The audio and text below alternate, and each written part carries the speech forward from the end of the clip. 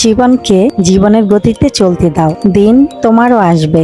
যে জীবনকে উপলব্ধি করতে পারে না সে জীবনে ভালো কিছু অর্জন করতে পারে না। হ্যালো এভরিওয়ান, আসসালামু আলাইকুম। সকালের এবং দুপুরের জন্য একসাথে রান্না করছি। আজকে চিকেন দিয়ে খিচুড়ি রান্না করব।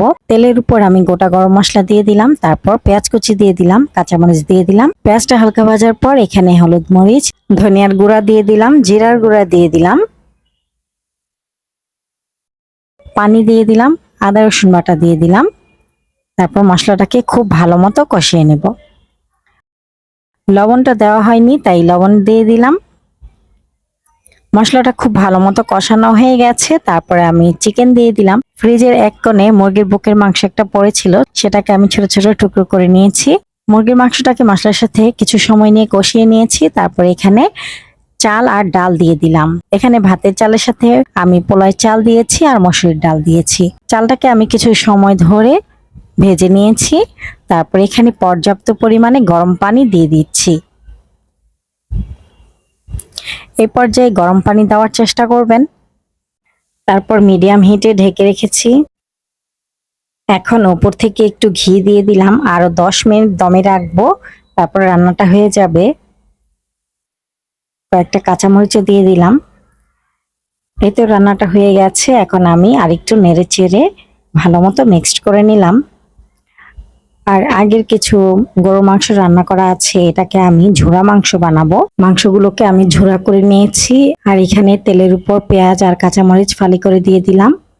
পেঁয়াজটা হালকা ভাজার পর আমি ঝুরা করা মাংসটা দিয়ে দিলাম। এটাকে ভাজা ভাজা করে নিব। এভাবে এভাবে ঝুরা মাংস রান্না করলে ভাত দিয়ে খেতে বা খিচুড়ি দিয়ে খেতে খুবই মজা লাগে।